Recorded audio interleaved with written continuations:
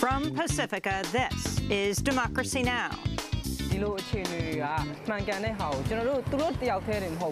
situation is now more obvious that Walon and Kyaso O were arrested because of their investigative report on the Indin massacre.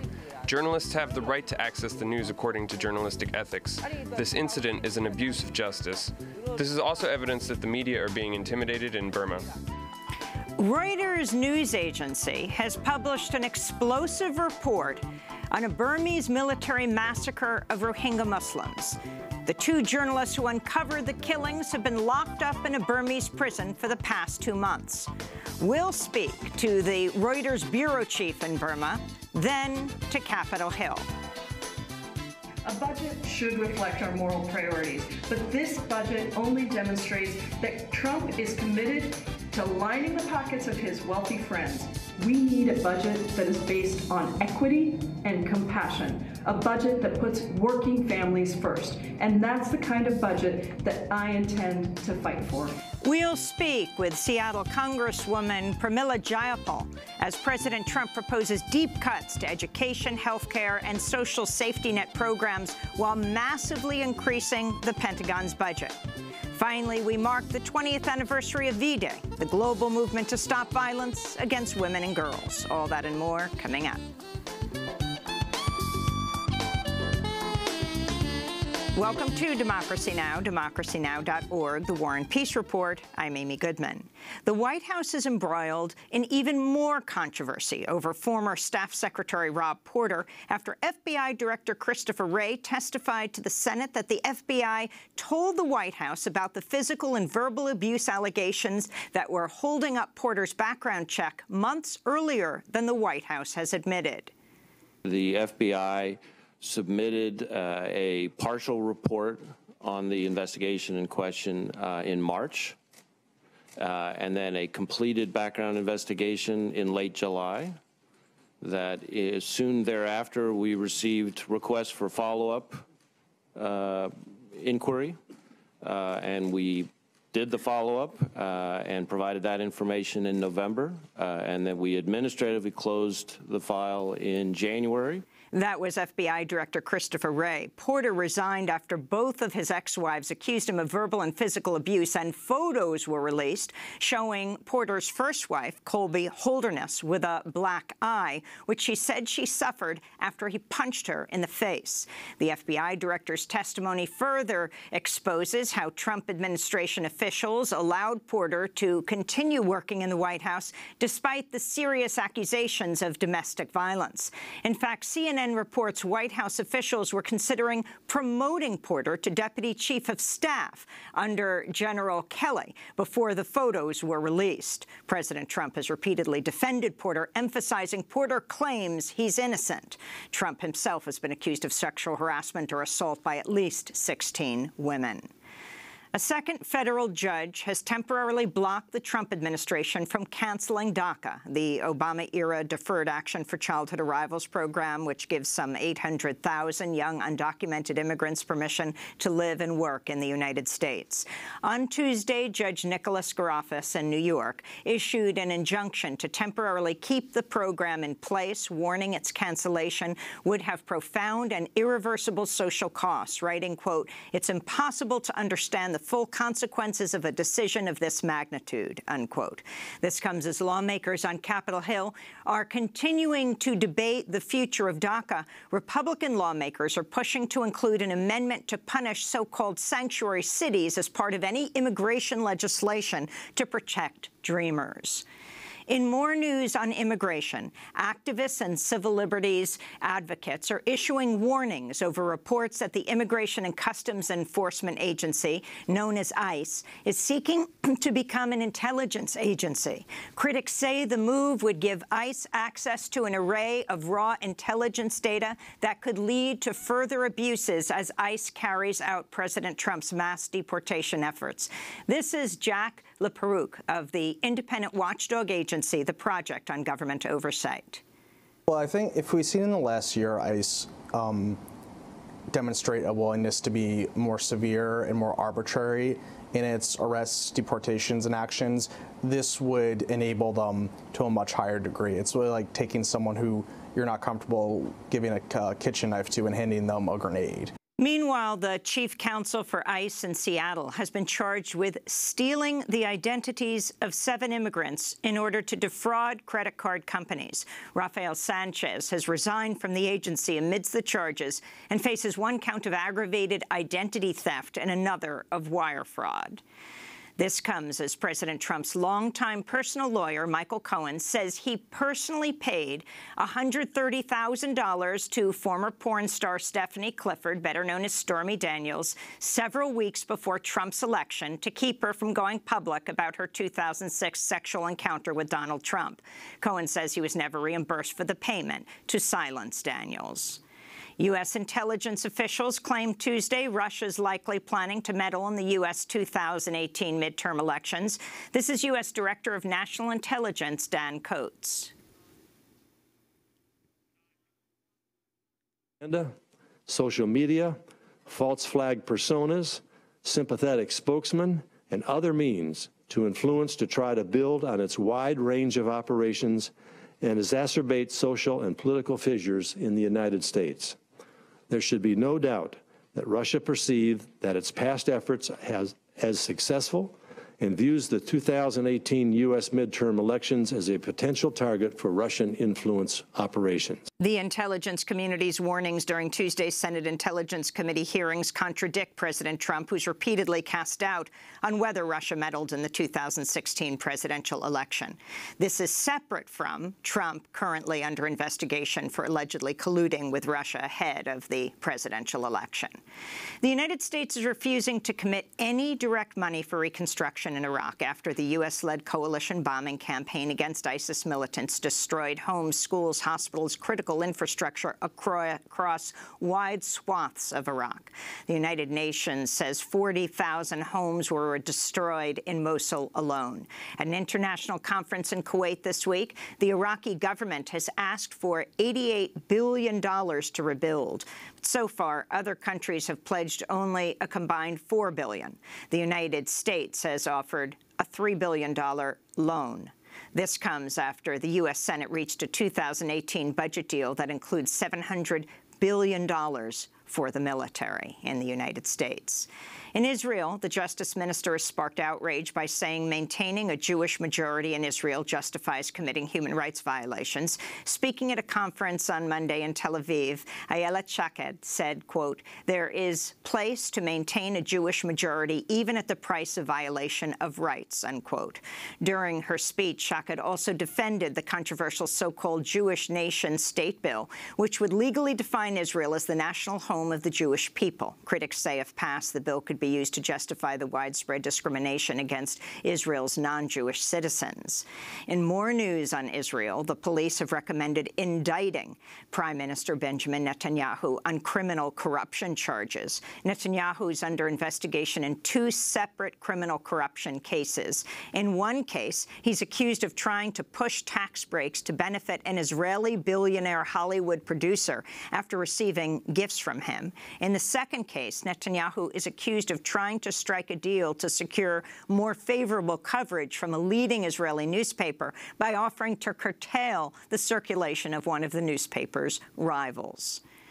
The group PEN America has announced it'll honor 2 imprisoned Reuters journalists, Wallon and Kyaw with this year's Freedom to Write Award. The 2 have been jailed in Burma after investigating a massacre committed by the Burmese military against Rohingya Muslims in the village of Indin in northern Burma.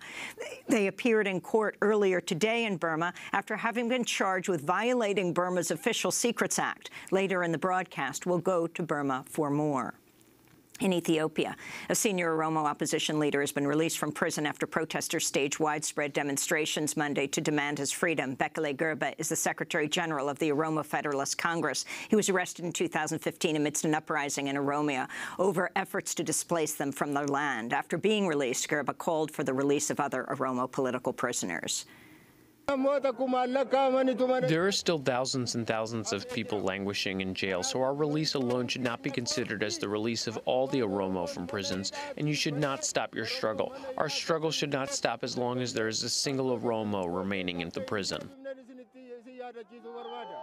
Again upheld an arrest warrant for WikiLeaks founder Julian Assange. Assange's lawyers have been trying to argue the British arrest warrant for jumping bail should be rescinded because it's contrary to the public interest and because it's related to a Swedish sexual assault investigation against Assange, which has since been dropped.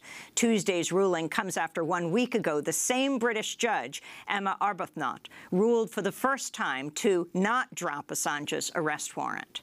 Back in the United States, the Council on American Islamic Relations, known as CAIR, is suing Southwest Airlines on behalf of a recent University of California, Berkeley graduate who was removed from a Southwest plane in April 2016 and prohibited from reboarding after a fellow traveler complained about him speaking Arabic. Khairuddin Makhzoumi was talking to his uncle on a cell phone as he was boarding the flight when a fellow passenger claimed he was using words related to an attack.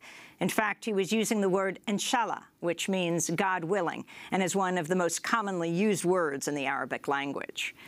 And American Olympian Shaun White faced questioning about accusations of sexual harassment after he won yet another Olympic gold medal for the men's snowboard halfpipe at this year's Olympic Games in South Korea. White's been sued for sexually harassing his former bandmate, Lena Zuida, and then firing her without paying her after she rebuked his behavior.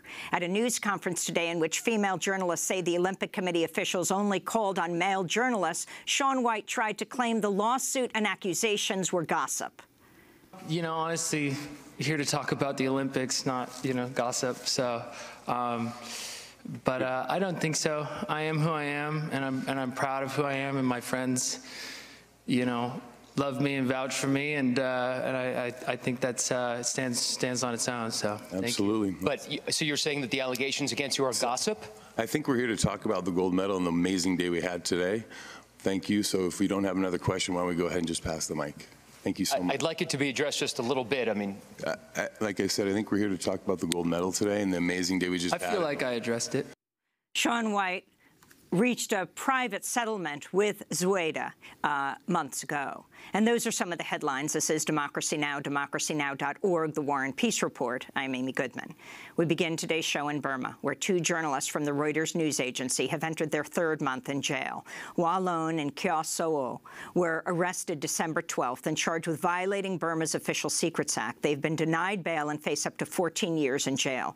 At the time of the arrest, they were investigating a massacre committed by the Burmese military targeting Rohingya Muslims in the village of Indin in September. While the 2 journalists remain in prison, other journalists with Reuters have continued to piece together what happened in Indin.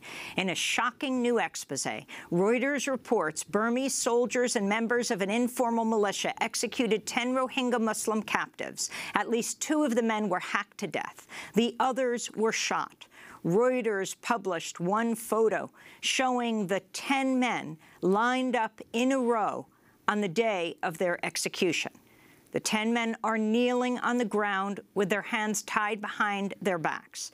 A second photo shows the men's bloodied bodies buried in a single grave. The dead included 2 high school students, fishermen, shopkeepers, and an Islamic teacher.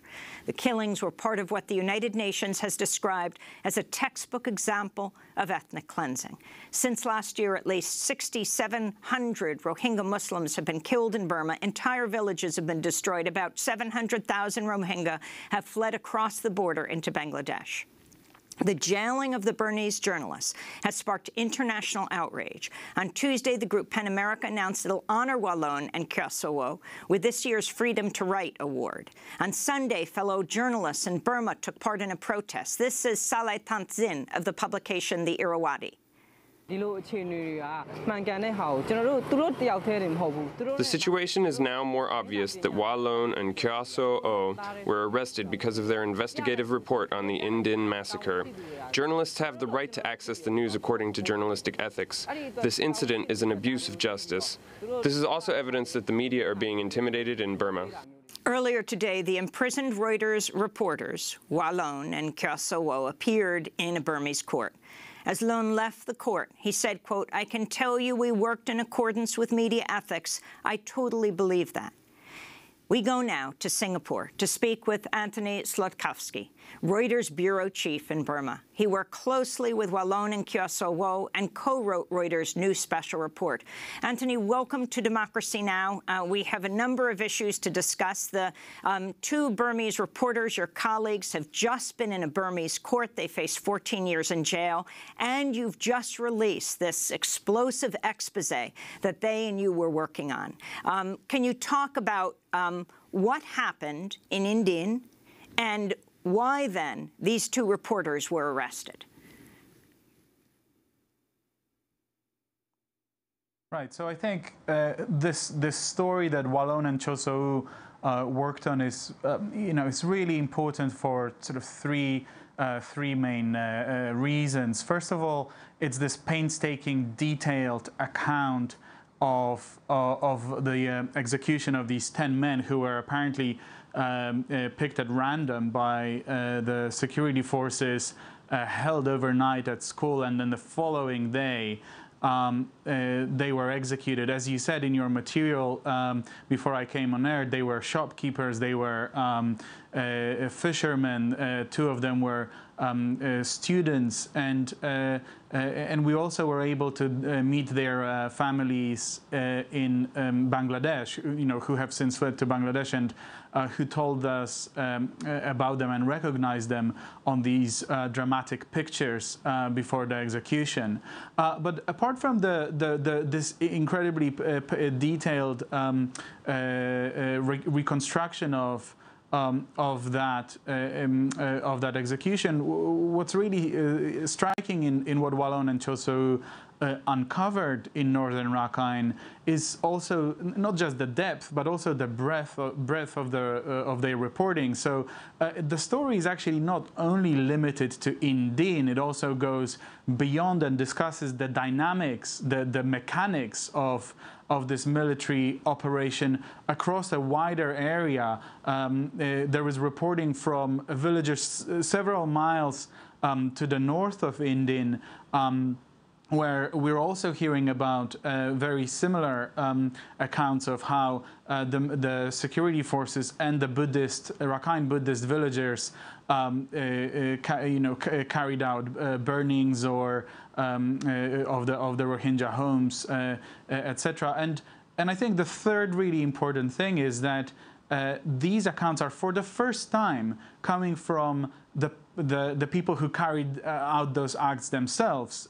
So we have insider accounts from police officers describing how they actually went about raiding those villages. We also have accounts from Rakhine Buddhists, and not just one or two, but many thereof. So I think those are really like the three key points that really tie this story together, and perhaps and this is sort of what Wallon and Kyaw were working on, and we're very proud of their reporting, and I know from the hearing in Yangon today that they were very happy with the impact that the story has had so far.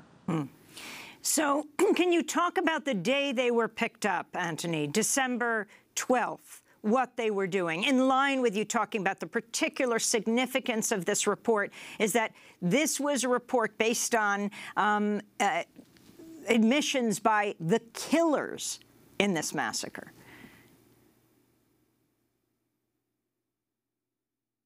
Right. So Wallon and Kyaw were meeting two police officers they'd never met before for dinner, as reporters around the world do. What we do is we meet people, we discuss things with them, and they were handed over some documents that they never even had a chance to look at. They were told, look at them when you get back home. But before they were able to get back home, immediately after leaving the restaurant, they were apprehended. They were arrested by the police. Wallon was able to send me a text message saying, I have been arrested. we spent the whole night trying to find out more information about them, going from one police station to another, trying to establish their whereabouts. Only several hours later, Myanmar's authorities released a statement saying that they have been arrested. But even from that point, for about 2 weeks, they were held without access to lawyers and families, and then eventually emerged at a court hearing, like I said, pretty much 2 weeks after they were arrested. Let's turn to your imprisoned colleague, Wallon. He briefly spoke to reporters earlier this month as police led him away in handcuffs from a courtroom.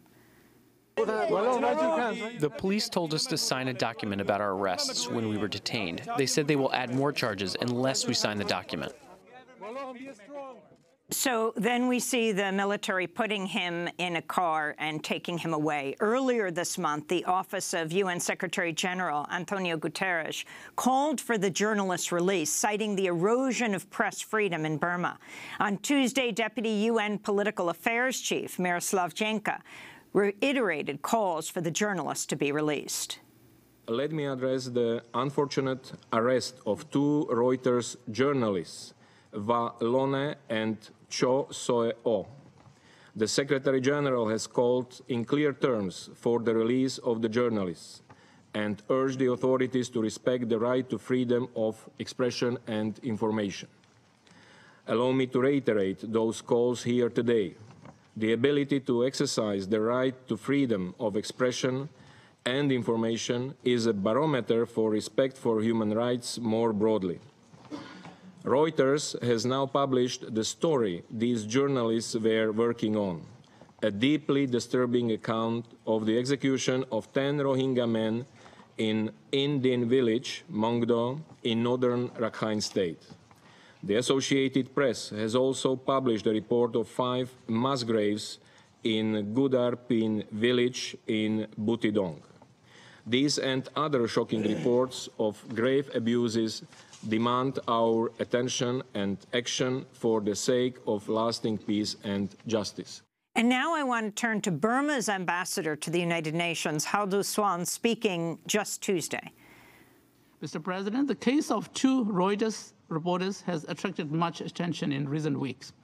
Myanmar recognizes freedom of press, and they were not arrested for reporting. The 2 reporters are charged under Official Secret Act for illegally possessing confidential government documents. Every citizen is bound by the existing law of the land. It is important that the action of a journalist must also be within the bound of the law. In accordance with the judicial procedure, they have full legal rights as defendants in the course of legal proceedings. So that's Burma's ambassador to the UN, Antony Slackoffski. Can you respond to what he's saying? As we have published in our in the special report, the investigation that they were carrying out is what prompted their arrest. And I may just say that, in addition, and I wouldn't want to sort of directly respond, but I'll just say that we believe that. We may have just lost that feed to Singapore, though I think we're going to get him back. We're talking to Antony Slackoffski, who is the Reuters bureau chief in Burma. He co-wrote the special report with the 2 imprisoned reporters. They were imprisoned December 12th. Let's see if he can hear us. Antony, you were just responding to the allegation that the Burmese ambassador to the UN said. Right. So, like I said before, I think that well, first of all, the story I hope shows to the whole world and also the Myanmar public that these 2 individuals were not some suspicious people doing something strange or I don't know. Indeed, they were journalists working incredibly hard on a very important story of, a story of global importance, and then they are not just any journalists, but journalists of, of the highest order, and we believe that they have done nothing wrong, and we're confident that the legal proceedings will show that. And I just want to clarify for listeners, viewers, readers, when we use these words Burma and Myanmar, the same country. Myanmar was the name that the military regime gave to Burma, the capital, Rangoon. They renamed Yangon. Antony Slackoffski is the Reuters bureau chief in Burma, but we're speaking to him right now in Singapore. Now, the issue of Aung San Suu Kyi, known around the world as the Nobel Peace Laureate, who herself was imprisoned for years. What role has she played in this? She's the de facto leader, even if she doesn't have the formal title of president of Burma. She's been criticized. Many have said her Nobel Peace Prize should be revoked. Can you talk about the significance of what she is and is not saying, Antony? Right. So I think the ambassador, Myanmar's ambassador to the UN, is obviously he works for the Ministry of Foreign Affairs, which is run by Aung San Suu Kyi, who has several different roles, and one of them is the role of the Minister of Foreign Affairs. So I believe that he was speaking on behalf of the government, and I'll just leave it at that.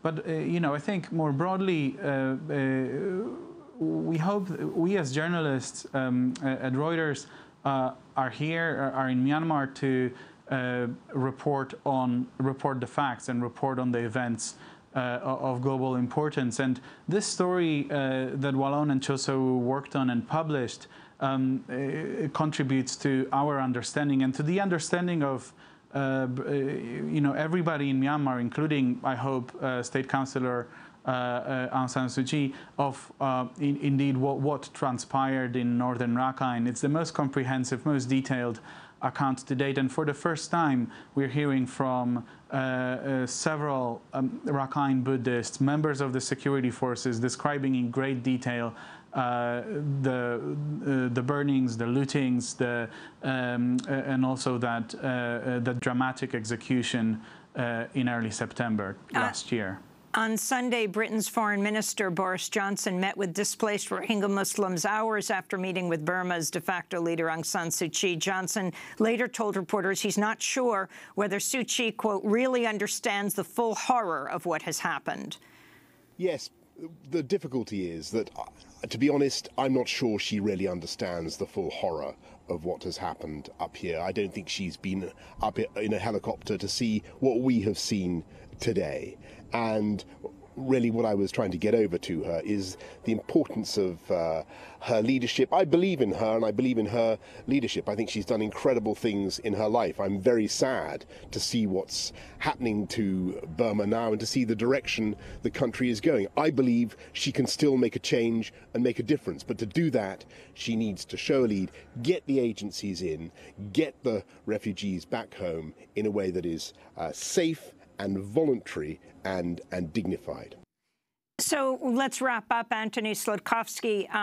Your colleagues have just been in court just hours ago. They face 14 years in jail for exposing this latest report. You decided to talk about your decision to release this report as they were in jail. They weren't arrested before the report came out. And the effect that this massacre in September in Indin had on the Rohingya population, more than 500,000 of whom have fled to neighboring Bangladesh. Right. So when Wallon and Choso were first arrested, we focused all our efforts and all our energy on making sure that they are safe. and safety is sort of paramount importance for Reuters, and the safety of our staff both in Myanmar and around the world.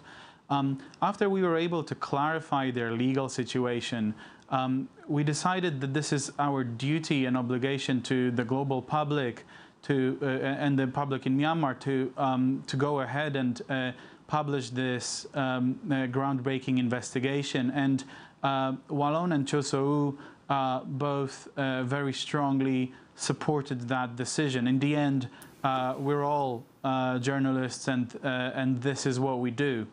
And then in terms of the impact that this massacre had on the Rohingya population, well, this is what we were able to report on under incredibly difficult circumstances. Let's not forget that access to northern Rakhine state and that part of Myanmar is curtailed de facto by the security forces, and it's not easy to go there and to be able to report on it independently and to speak to all the stakeholders without consequences. So what we've seen at the United Nations Security Council meeting yesterday was that a lot of observers and a lot of diplomats have underscored that this report, as well as other reports that have come out recently, highlight the need for sort of a thorough and independent investigation into those allegations that are being raised around the world, according to those diplomats present at that Security Council meeting yesterday. Antony Slackoffski, we thank you for being with us, Reuters bureau chief in Burma and Myanmar. He co-wrote the special report on the massacre in Indin in northern Burma. On Tuesday, the group PEN America announced it'll honor his imprisoned colleagues, Ja So and Wallon, with this year's Freedom to Write Award, which will be awarded next Tuesday. The two have been jailed in Burma after investigating the massacre committed by the Burmese military against Rohingya Muslims in the village of Indin. This is Democracy Now! When we come back, the budget-busting budget in Washington, D.C. We'll speak with a Congress member about what it means for the American population. Stay with us and others.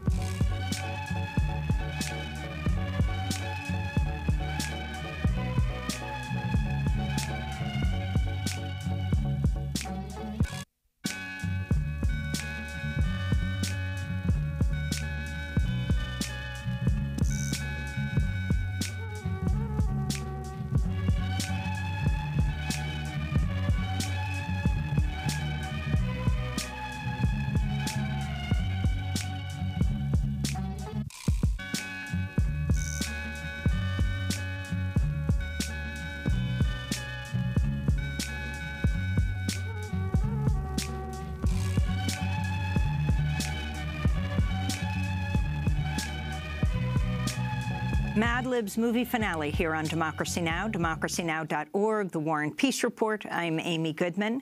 As we turn to President Trump's $4.4 trillion budget plan unveiled this week. The plan proposes deep cuts to education, healthcare, social safety net programs while massively increasing the Pentagon's budget.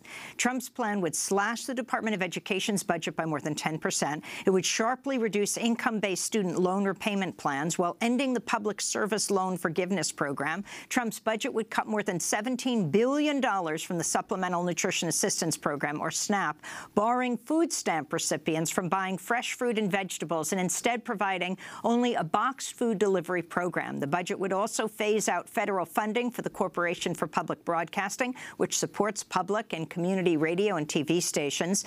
This comes as McClatchy reports the Trump administration is considering a plan that would not only impose work requirements on Medicaid enrollees, but which would also put a lifetime limit on adults' access to Medicaid.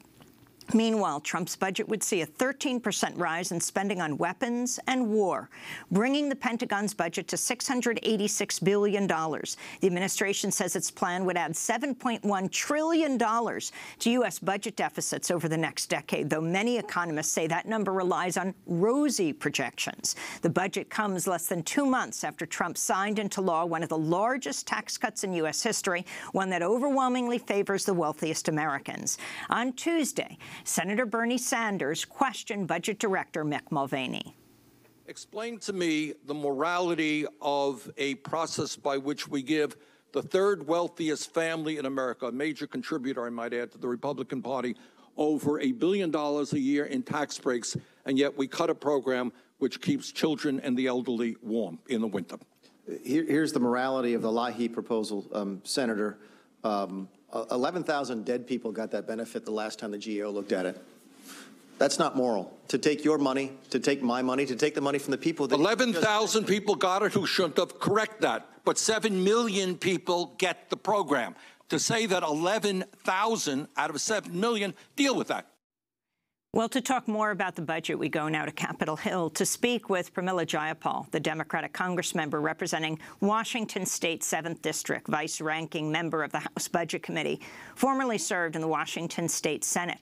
In 2001, she founded Hate Free Zone, now called One America, Washington State's largest immigrant rights organization. Congressmember Jayapal, welcome back to Democracy Now! Can you respond to President Trump's budget? Well, this is, I call it the three strikes you're out budget for working people and the poor and the elderly and the sick and the disabled. Because strike one was, to actually transfer $1.3 trillion in wealth from working people and the poor to the wealthiest through the GOP tax scam. And to their credit, they are finally saying in this budget that actually those GOP tax cuts don't pay for themselves because they're projecting these enormous deficits as a result of the tax cuts. Strike two is that they're essentially going to balloon the deficit, and as you said, $7 trillion over 10 years, $1 trillion next year alone. And strike three is cutting every program that allows people to live with any shred of dignity, any shred of hope, any shred of opportunity. And just as an example, let's just look at SNAP. This is the Supplemental Nutrition Assistance Program. They are proposing a $213 billion cut to SNAP. They're proposing that people have to work in order to get these benefits. And remember that 3/4 of all the SNAP recipients are the elderly, the disabled, and families with children. And the average per person per meal benefit that people get on SNAP is $1.40. So this budget, to me, is a budget is supposed to be a statement of moral principles. This is a statement of immoral principles because it literally is saying to people that if you're poor, you're worthless. If you're elderly, you're worthless. If you can't afford housing because minimum wage has not actually kept up with inflation over the years, and so you may be working 2 or 3 jobs, minimum wage jobs, but you still can't put food on the table or a roof over your head, then somehow you don't get to have the assistance of the government to climb out of it. So it's a cruel budget, and while it's true that this budget is not going to pass this year because it already contradicts so dramatically the agreement that was made last week in the Senate and the House, the reality is the Trump administration is trying to put forward a proposal that, deficits are ballooned so much that now we have to cut Medicaid, Medicare, Social Security. These are programs that 3/4 of Americans rely on.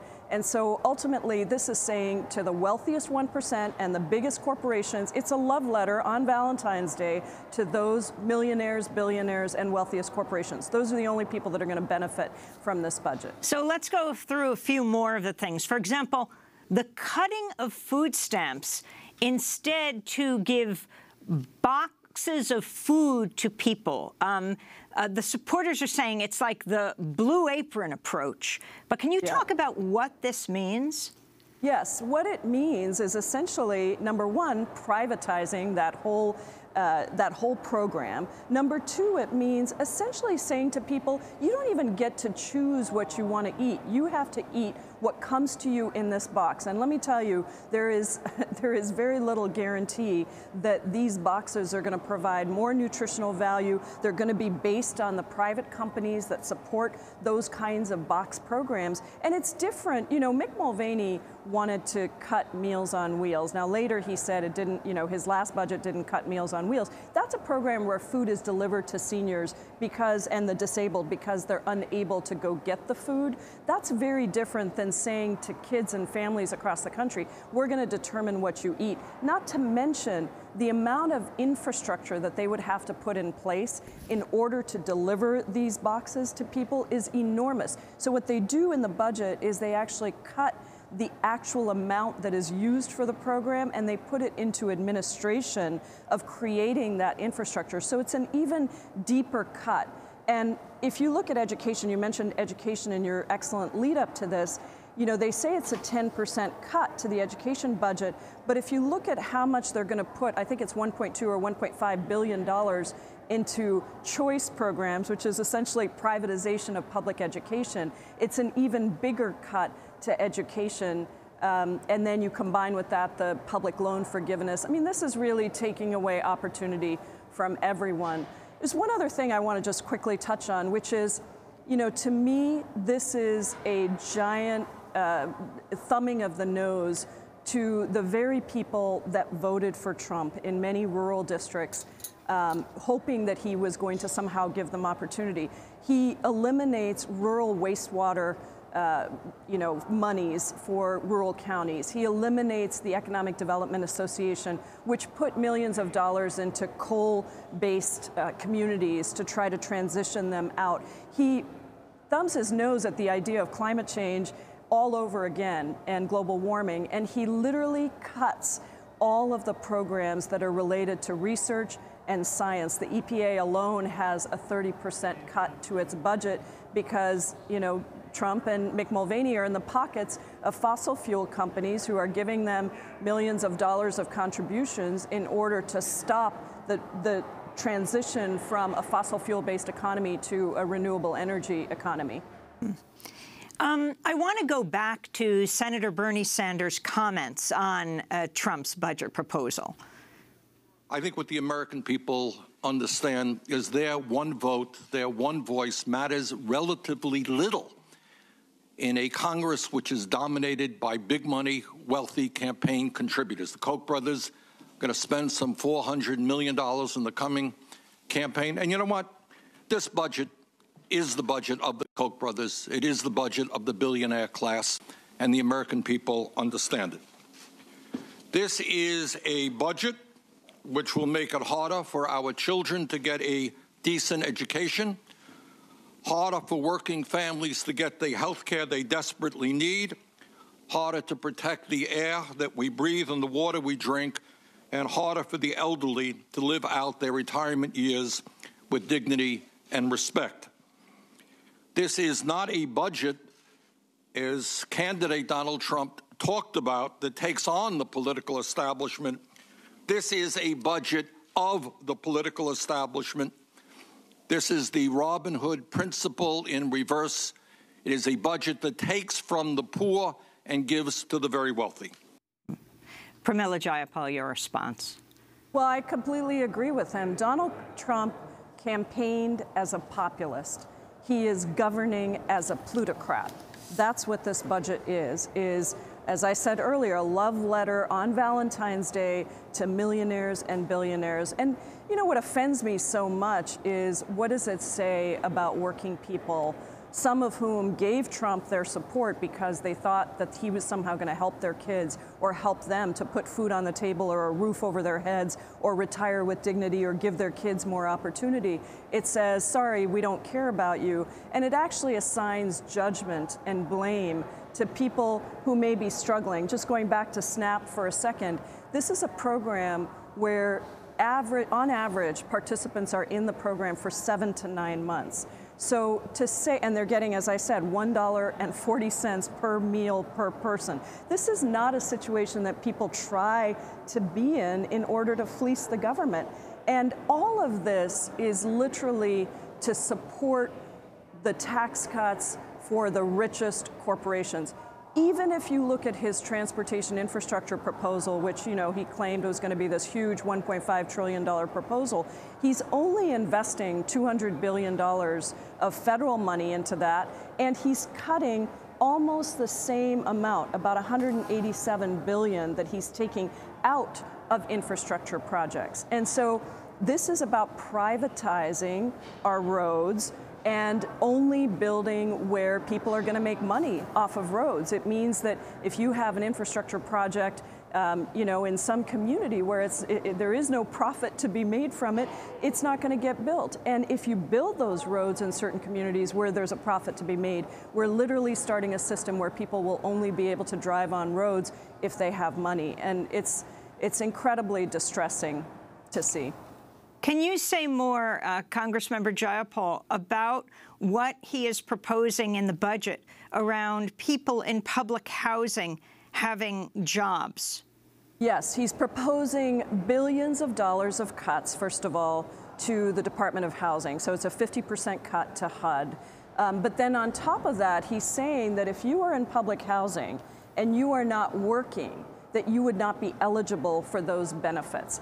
He is taking away billions of dollars from Section 8 vouchers. And, you know, this is a time when now too many people are paying 60% of their income in housing.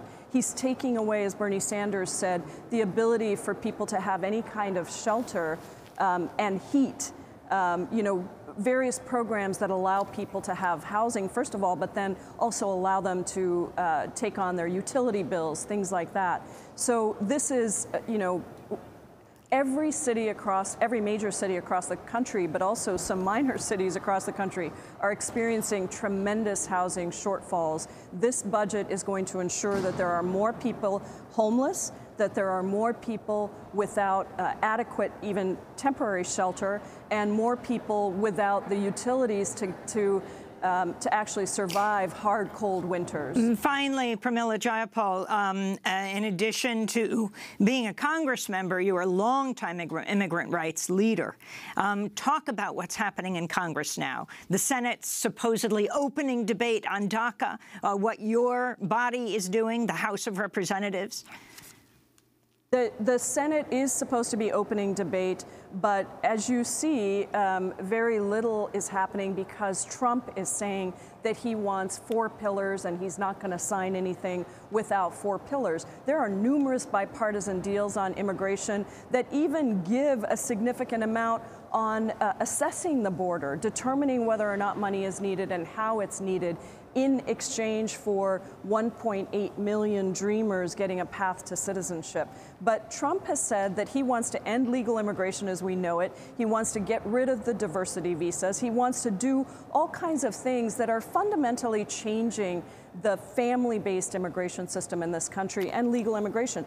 So he wants to be magnanimous, but he's saying trade 1.8 million dreamers for ending the ability for 22 million immigrants to come to the United States as parents, as adult children, closest family members. So I think the Senate is grappling with whether to make it a large proposal or a narrow proposal. I think the only way it passes if it is very, very narrow. Paul Ryan has said that he's not going to bring a bill to the floor unless Trump is going to sign it, which means that he's not really interested in making a deal on DACA. And ultimately, we have to remember, it is Trump who rescinded DACA and created this crisis. And if we are not able to pass this, the lives of 800,000 dreamers, actually 1.8 million young people who may not have gotten DACA but are dreamers and would be eligible for deportation, may be deported. And so I'm feeling furious about the way that this administration has handled DACA and the unwillingness of Paul Ryan to bring a bipartisan bill. In the House, it's the Hurd-Aguilar bill that would, I think, already has 30 sponsors on each side and would actually be able to pass if they would just give us a vote on that bill in the House. Finally, it's day 8 of the Porter scandal of the staff secretary, a very high role in the White House, very close to Trump. With CNN reporting he was going to be elevated to deputy chief of staff. Well, this is all until not information came to the White House about him beating up his two wives. One, we now have a picture, but only because a picture came out showing the black eye of one of his wives. So you have this question of what the White House knew when they knew it, including President Trump himself, and not to mention General Kelly, his chief of staff, and his speechwriter quitting. Over Sorensen, over allegations that he ran over his wife. He ran over her foot. And you have the women themselves who have accused President Trump of sexually harassing or assaulting them, saying they want Congress to investigate the president himself. Your thoughts? Well, I've called for General Kelly to step down. I think it is outrageous that a chief of staff would allow an alleged abuser with hard evidence, not from just random sources, but from the FBI, to actually stay, that he would propose that he be promoted, that he would be given the highest, essentially, access to classified information without permanent security clearance. You know, Me Too, Amy, you know this better than anybody. Me Too was not just about the women who were abused or the men that abused them. It was also about the cover-up of all those involved, the men and the institutions that covered it up and refused to believe the women that stepped forward. That is exactly what John Kelly has done. It's not unexpected from Trump, who has these accusations of sexual assault against him. We recently found out that he paid off one woman through, well, now they're saying it's not through his campaign funds, but this is a man who has consistently shown disrespect for women. He supported a pedophile in Alabama, and he continues to show tremendous disrespect. John Kelly, in this particular case, allowed this to happen. We have sent a letter to Kelly. My colleagues Ted Lieu and Brenda Lawrence and Jamie Raskin and I sent a letter to John Kelly saying, what did you know when, and why did you keep Rob Porter? Why did you encourage him to stay? And why have you allowed this kind of disrespect to women to continue? I think John Kelly needs to go. And the president, do you think he should be impeached? I think, well, you know, I signed the impeachment articles that Steve Cohen, my colleague Steve Cohen from Tennessee, drafted. I have voted twice on the floor to begin the discussion on impeachment because I really believe that this president continues to be in violation of the Constitution. He now has new properties, by the way, that he's trying to hide through LLCs. Even as he said, oh, he's not going to be involved in business anymore. This president is making enormous money on the backs of Americans across the country. He's using the Oval Office for that. He's bringing tremendous disrespect. He equates white supremacists with those who are fighting white supremacy. I think he needs to go. Pramila Jayapal, I want to thank you for being with us. Democratic Congress member from Washington State, vice-ranking member of the House Budget Committee, and vice chair of the Congressional Progressive Caucus, speaking to us from Congress. This is Democracy Now! When we come back, it's 20 years since V-Day began. Stay with us.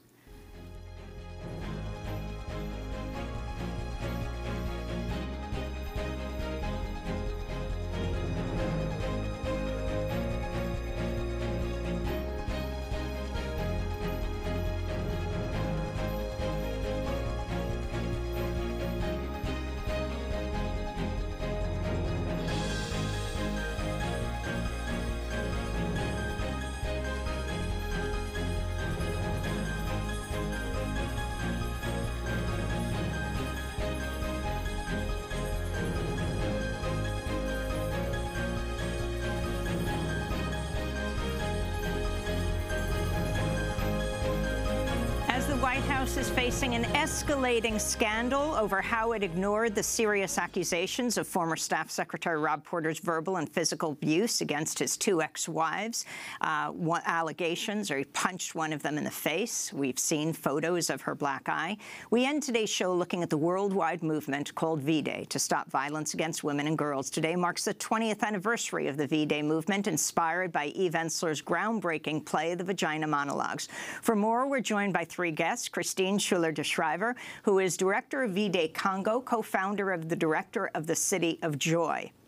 Rada Boric is a V-Day and 1 billion rising global coordinator from Croatia, and Agnes Parayo is the Kenya director for V-Day. We welcome you all to Democracy Now! Christine, I saw you last night. Eve Ensler has a new play out, The Body of the World, and you spoke afterwards. Talk about the significance of this day. Well, first of all, it's like you said, it's a 20th anniversary.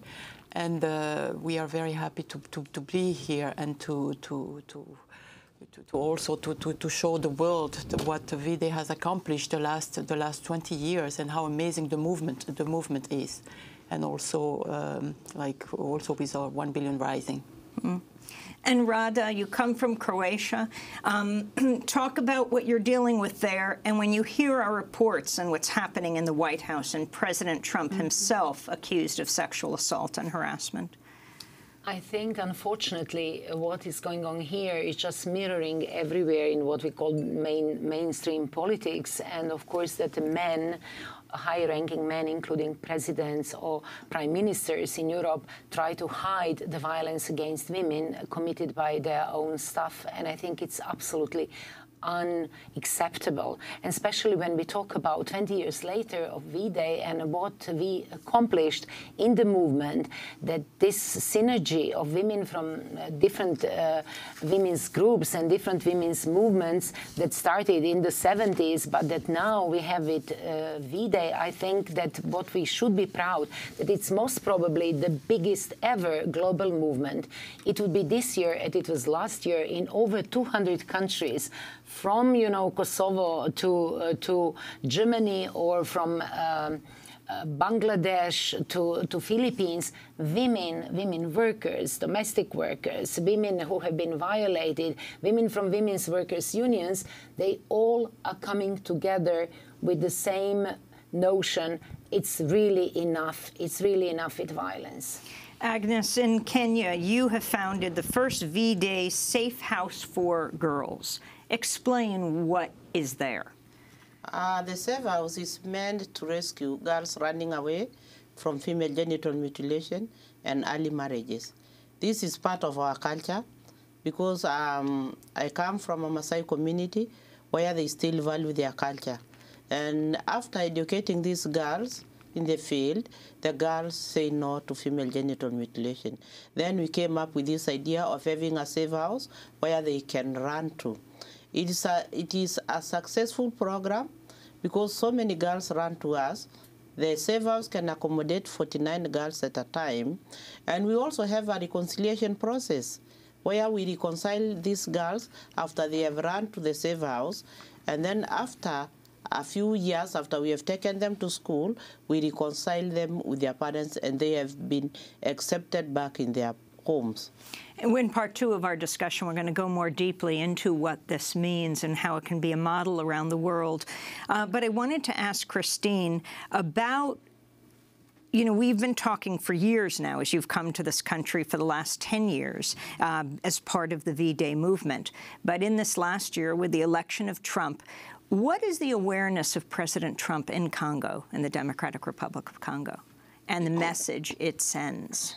First of all, I think that Donald Trump is the president of the United States, and he's a guy who doesn't love black people and has no respect. Because if you have no respect for women, how can you respect black people? So I don't think he's an important character, or I don't know how I can call him, because I have no respect at all for him. And we are a movement. V-Day is a movement to fight violence against women. And when we see somebody like him who has no respect at all for human beings and for women, I mean, he means nothing for us. Are you hopeful? And we have no expectations, from the U.S. That's why I believe in movement. And I think we have to be the change we want in DRC. And we're going to leave this part of the conversation on movement, but we'll talk about this movement in part two, which we'll post online at democracynow.org. That does it for our broadcast. I'm Amy Goodman. Thanks so much for joining us, and happy V-Day.